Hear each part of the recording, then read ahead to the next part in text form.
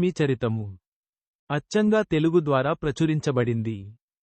లక్ష్మీ క్షీర సముద్ర రాజతనయం అంటూ ప్రార్థిస్తాము మనం. అలాగే సాగర మథనం నుంచే జనించిందని, దేవతలెవరినీ కాదని శ్రీ మహావిష్ణువునే వరించిందని కూడా చెప్పుకుంటున్నాము. అయితే ఆమె క్షీరసాగరము చేరడం వెనుక గాథయే మనకు తెలియాల్సి ఉన్నది కదా. ఫాల్గుణ మాస బహుళ విదియ నాడే ఆమె జయంతి అయినందున ఆ సందర్భముగా ఈ వృత్తాంతము. వ్యాస భగవానుని విరచితమైన శ్రీదేవి భాగవత పురాణము ననుసరించి నారద మహర్షి ఒకనాతడు వైకుంఠమున శ్రీమన్నారాయణుని కలసి శ్రీ మహాలక్ష్మి చరిత్రను వివరించాలని కోరాడు. అప్పుడాయన వివరించిన ప్రకారము సృష్టికి పూర్వము శ్రీకృష్ణ పరమాత్ముని వామభాగము నుంచి లక్ష్మీదేవి అవతరించింది.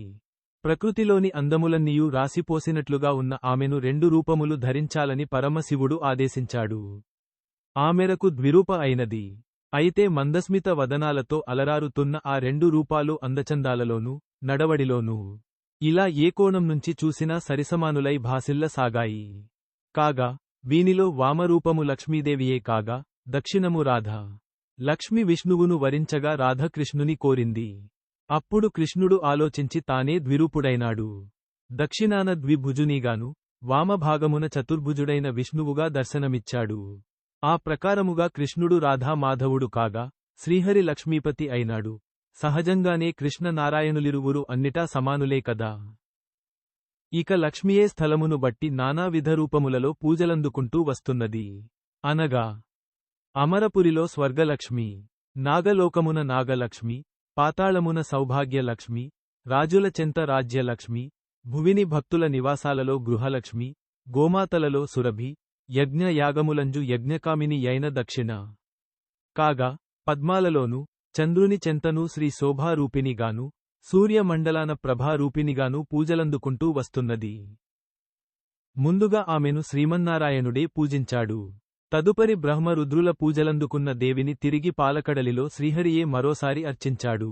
ఈ విధముగా చైత్రము, భాద్రపదము, పుష్యమాసాలలో విశిష్ట పూజలందుకున్న ఆ తల్లిని మాఘ పూర్ణిమనాడు మోక్షలక్ష్మిగా మనువు అర్చించాడు. ఇంతకు లక్ష్మీదేవి సాగర తనయగా మారడము వెనుక గాథ ఏమంటే, శంకరుని అంశతో జన్మించినప్పటికీ దూర్వాసుడు విష్ణు భక్తుడే. ఒక పర్యాయము ఆయన వైకుంఠంలో శ్రీహరిని దర్శించి ఆయన ప్రేమ ఫలముగా అందుకున్న పారిజాతముతో తిరిగి కైలామునకు పోవుచుండగా మార్గమధ్యమున గమనించిన ఇంద్రుడు ఆయనకు, పరివారానికి వందనమాచరించాడు. చేసిన ఉపచారాలకు సంతసించిన దూర్వాసుడు తన చెంతనున్న పారిజాతాన్ని ఇంద్రునికిచ్చాడు. కాని శచీపతి దానిని పువ్వే కదా అనుకుని అక్కడే ఎనుగుపై ఉంచాడు. వెంటనే అది ఎటో వెళ్ళిపోయింది.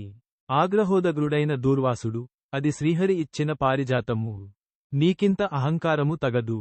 నీ అహంకారము వలలనే అదే అలా మాయమైనది. క్రమేపీ లక్ష్మి కూడా స్వర్గము వదలిపోవుగాక అని శపించాడు. అలాగే జరుగుతుండడంతో ఇంద్రునికి కనులు తెరుచుకుని వైరాగ్యము ఆవరించింది. వెంటనే తమ గురువైన బృహస్పతిని చేరి విషయానికి వివరించాడు. ఆయన జ్ఞానము బోధిస్తూ వేగిరం ఆ హరినే కలసి శరణు వేడాలన్నాడు. అప్పుడు బృహస్పతి నేతృత్వములోనే ఇంద్రాది దేవతలు ముందుగా బ్రహ్మను కలిశారు. ఆయన సంగతి విని ఇంద్రుని మందలించి వారందరినీ తీసుకుని వైకుంఠం చేరాడు. అక్కడ విష్ణుమూర్తి వీరిని సాదరముగా ఆహ్వానించి, జరిగిన దానిని తానునూ సవరించలేమని, తానునూ అస్వతంత్రుడనే అని చెప్పాడు. లక్ష్మి ఎక్కడెక్కడ నివసిస్తుందో వివరించి తదనుగుణంగా కొలిచినప్పుడే తగిన ఫలమని చెప్పాడు. లక్ష్మిని కొద్ది కాలంపాటు క్షీరసాగరములో వసించాలని నిర్దేశించాడు. ఆ తర్వాత సాగర మథనం, లక్ష్మి ఆవిర్భావము, విష్ణువును వరించడం మనకు తెలిసినదే.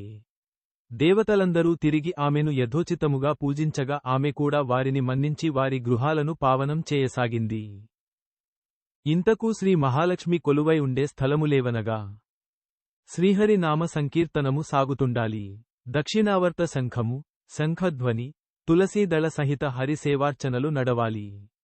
లింగార్చనము, పరమశివుని గుణనామ సంకీర్తనము, శ్రీ దుర్గా గుణ మహిమ గానము వినిపిస్తుండాలి. అటువంటి తావులే పద్మాలయ వాసస్థానము.